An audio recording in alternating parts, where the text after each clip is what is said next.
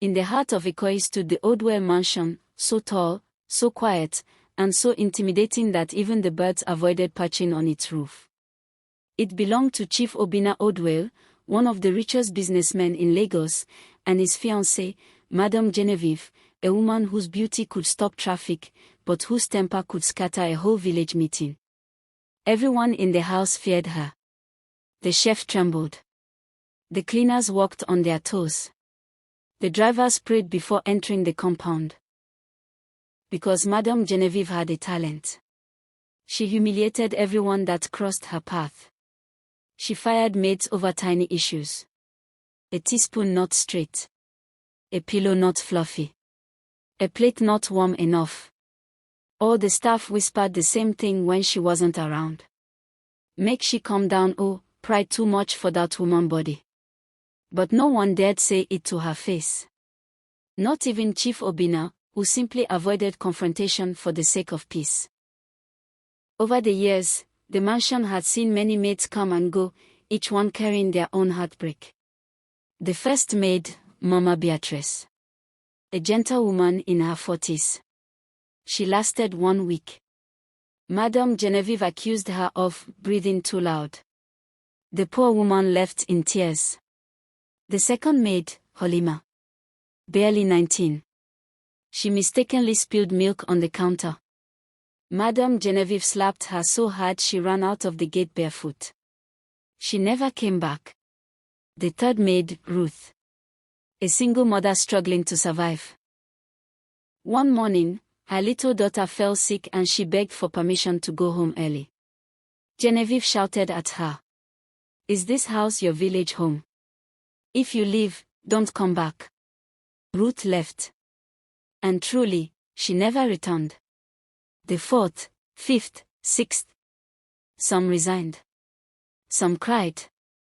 Some were chased out. Some were blacklisted in the Domestic Workers Agency. Everyone feared Madam Genevieve. Everyone avoided her. No one challenged her. Until the day a young girl named Adaora walked into the mansion. She was 21 years old, slim, quiet, and dressed in a simple brown gown with her hair packed in a clean bun. No makeup. No jewelry. No pride. Her eyes were calm, calmer than the Lagos lagoon at dawn. She said her name softly. My name is Adaora. I came for the housemaid position. Chief Obinna looked at her thoughtfully. Something about her felt different. But he couldn't place it. Genevieve barely looked up. Another one. We'll see how long you last. The whole staff pitied the girl in advance. The chef whispered. My sister, just try survive 1 week. That is record breaker. The girl only smiled. A soft, mysterious smile. On her second morning, it happened. Adaora was cleaning the dining table when Madam Genevieve stormed in wearing silk pajamas and anger on her face. Why is this place smelling of lemon? I hate lemon scent. But madam, Adaora replied gently, yesterday you requested. GBM. Genevieve slammed her hand on the table. Are you arguing with me? Do you know who I am? The other staff froze. This was a ritual. Shout. Humiliate. Slap. Genevieve raised her hand, ready to strike Adaora the way she struck the others. But something unexpected happened. As the slap was descending, Adaora caught her wrist in midair. Firm. Steady. Unshaken. It shocked everyone. Even Genevieve gasped. No maid had ever done that. Adaora looked straight into her eyes, not afraid, not shaking. Come like ocean water after rainfall. Madam, she said quietly. I respect you. But you will not hit me. The room fell silent. The chef nearly fainted. The cleaner dropped her broom. The driver peeped from the corridor like he was watching a Nollywood blockbuster. Genevieve snatched back her arm, trembling with disbelief. How dare you? Adaora bowed slightly. With all due respect, I am here to work, not to be beaten. Genevieve opened her mouth to scream insults, but for the first time in years, no words came out. She was too shocked. Adaora simply returned to cleaning, quiet, graceful, untouched. Genevieve tried several times to intimidate Adaora. She shouted. She threatened. She tried silent treatment. But Adaora stayed calm. Unmoved. Never shaking. And strangely, Genevieve began to respect her. The other staff noticed something even stranger. Madam was changing. She no longer shouted every minute. She no longer threw plates. She no longer slapped anyone. It was like Adaora's courage had created a shield around the whole house. Even Chief Obinna admired her. One evening, he asked, "Where did you learn such boldness?" Adaora smiled softly. "From my father." Obinna laughed. "Your father must be a strong man." Adaora nodded slowly, her eyes glowing. "Very strong. He is king." Obinna chuckled, thinking she meant it metaphorically. But she wasn't joking. The entire mansion had settled into an uneasy quiet after the shocking confrontation between Madame Genevieve and Adaora, the young maid who had dared to stop her hand in midair and speak to her with a courage no servant had ever shown. Rumors spread like wildfire among the staff. Some whispered in the kitchen, hands trembling as they cut vegetables. "Adaora is finished. Madame Genevieve will show her pepper," a cook murmured. "But did you see her eyes?" the youngest gardener added. "That girl fear no human being." Yet nobody, not even the gossiping housekeeper, knew that Adaora was far more than a maid. She was Princess Adaora Nkemekanam of the great kingdom of Umis, a dynasty older than most countries, wealthy beyond imagination. She had left home disguised as a common girl because she wanted to understand real life, real people, and real struggles before she accepted her royal duties. Madame Genevieve, however, remained restless. For the first time in her entire life, someone had resisted her, someone she couldn't bow. And it burned her like fire. The next morning, Madame Genevieve summoned her fiancé, Chief Obinna Okafor, the soft-hearted billionaire who always excused her behavior with expensive gifts and gentle words. She stood in the center of the living room, her arms folded tightly. "Darling," she began, her voice dripping with false sweetness, "that maid, Adaora, she must leave this house immediately." Chief Obinna blinked. "Genevieve, what exactly did she do?" "She disrespected me." He sighed. He was tired. Tired of her endless complaints, tired of firing innocent staff, tired of being the man whose house everyone feared to walk in. So he said something he had never said before. "Let her stay." Madame Genevieve's mouth fell open. "What did you say?" "Let her stay. I want to see something." Genevieve's eyes darkened with quiet rage, but she forced a smile. There was no way, she told herself, that a mere girl of 21 would outshine her. Adaora resumed her duties, moving gracefully yet humbly around the house. But something had changed. Where other staff trembled when Madame Genevieve walked by, Adaora simply paused, looked at her with calm eyes, and continued whatever she was doing. It destabilized the madam. One afternoon, Genevieve decided to embarrass her publicly. She threw a glass of expensive wine on the floor and shouted, "Adaora, clean it up before I step on it." The staff froze. Chief Obinna paused at the staircase. Adaora slowly turned, her eyes meeting Genevieve's without fear. "Madam, I will clean the glass," she said softly, "but next time, kindly place it on the table instead of the floor. Someone could get hurt." The entire house inhaled sharply. Genevieve's face flushed with humiliation. "Who are you to talk to me like that?" Adaora lifted the shards of glass one by one without breaking eye contact. "Someone with the same blood and same breath God gave you." Chief Obinna covered his mouth to hide a smile. Something extraordinary was happening in that mansion. Weeks passed. Chief Obinna paid close attention to Adaora, not romantically, but respectfully. She carried an aura of strength, discipline, and dignity. He noticed her accent sometimes changed into a refined, polished tone. He noticed she carried herself like someone trained from childhood to walk with grace. He noticed she wasn't impressed by money, clothes, jewels, or flashy cars. One evening, after watching her comfort a crying gardener who had lost his job at another estate, he finally asked, "Adaora, who exactly are you?" She bowed her head. "Just someone searching for a simpler life, sir." But he wasn't convinced.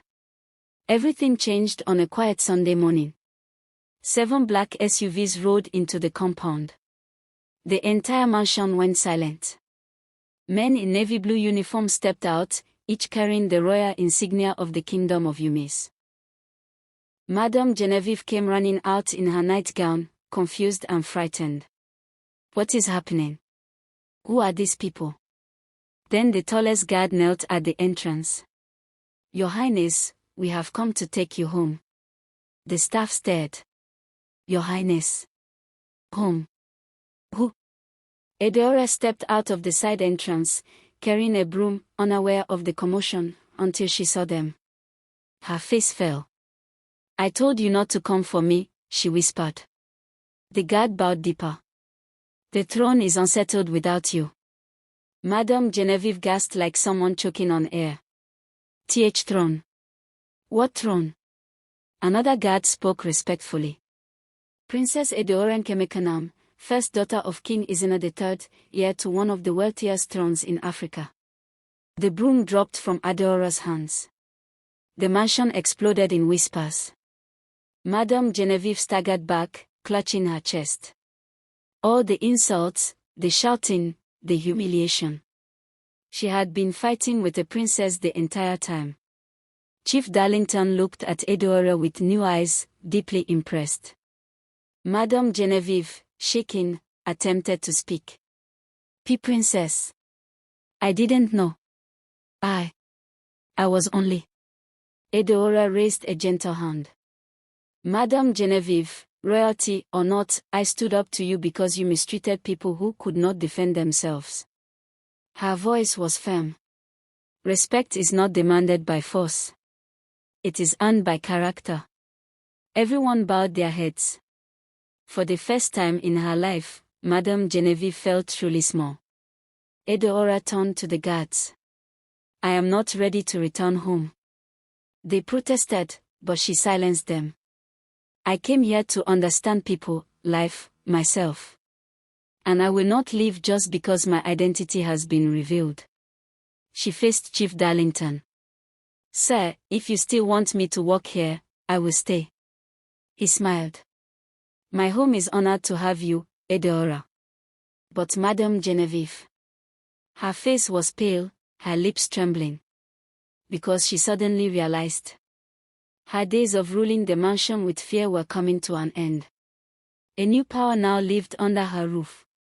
Not the power of wealth or cruelty, but the unstoppable strength of dignity, truth, and royal courage. The evening after Adaora's true identity was revealed lingered like a slow-moving storm over the mansion. The news had spread through the entire household staff like wildfire. The young maid is a princess.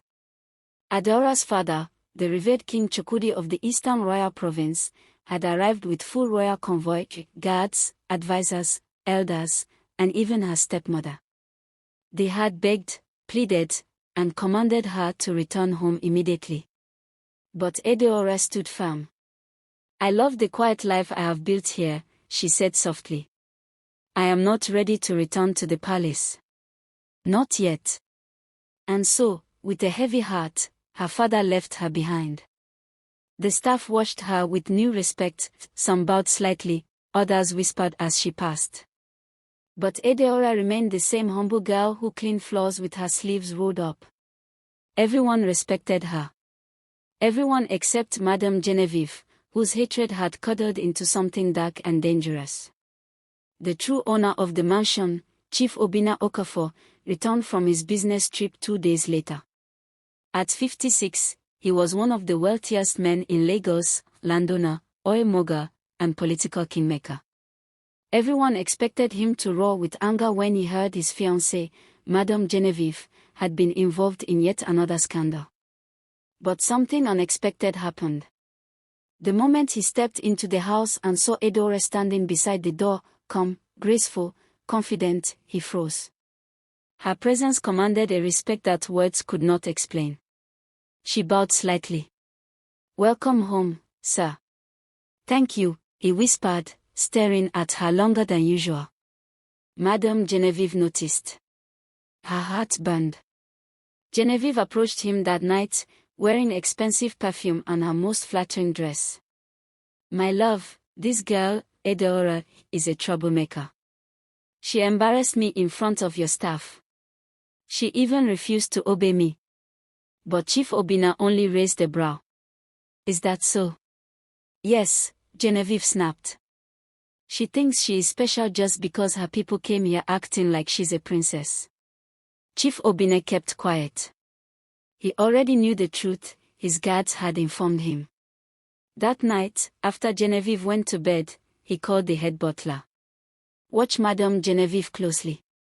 She has become unstable." The butler nodded.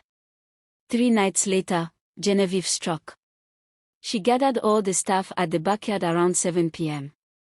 "I want you all to know," she began dramatically, "that this girl, Adaora, is nothing but a spoiled princess pretending to be poor. She is deceiving us all." She pointed at Adaora like an accusing spirit. "From today, nobody should serve her food or allow her near the main house. She is banned." But before anyone could react, a deep, powerful voice thundered from behind them.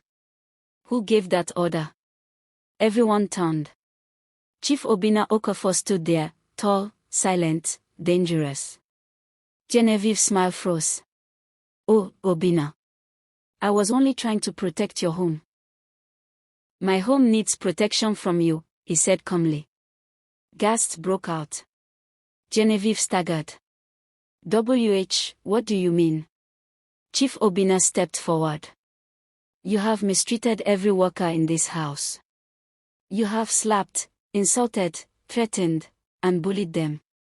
But Adaora, she stood up to you. She stopped you from striking her. And instead of learning from that, you continue to disgrace yourself. I was only enough." His voice cut through the air like a blade. "I have tolerated you for too long. You think being my fiancé gives you the right to terrorize people? Not anymore. Pack your things." Genevieve screamed. "What? You can't do this to me." "I already have," he replied. "You are leaving tonight." She turned to Adaora, eyes filled with fire. "This is your fault. You bewitched him." Adaora did not flinch. "I only defended myself, madam. Nothing more." Chief Obinna nodded in approval. "Guards," he ordered. "Escort her out." And that was how Madame Genevieve was kicked out of the house, shouting insults and threats into the night as her disgrace echoed across the compound. The next morning, Chief Obinna invited Adaora to the garden. She came quietly, her simple gown flowing like soft breeze. "Sir, you asked to see me." He studied her with a gentleness the house had never seen. "Adaora, you humbled me the day your identity was revealed. Even after discovering you are a princess, you chose to stay here, doing simple chores. I respect your spirit. I admire your courage." She looked away shyly. "I only did what felt right." Obinna inhaled deeply. "I want to ask you something important." Adaora blinked. "Sir, will you allow me to court you properly? Not as my maid, but as the princess you are." Adaora gasped softly. "Me? After everything?" "Yes," he said softly. "Because you showed more loyalty, strength, and dignity than any woman I have ever met." She did not answer immediately. Instead, She turned to the blooming hibiscus beside them. My father wanted me to return home, to marry royalty. He wanted me to live a protected life. She paused. But my heart is here. With me, he asked. With this life, she whispered. With people who need kindness. With a place where I can be myself. Chief Obinna smiled slowly. And what if I promise to give you a life where you can be both princess and woman of purpose? Adaora finally looked into his eyes. Then maybe. I will allow you to try. He bowed slightly, something no one expected from a man of his stature. Then I will try, Adaora. With all my heart. And so it began. The humble maid turned princess. And the billionaire chief who lost one fiancée. But found something greater. A woman he truly respected. The end.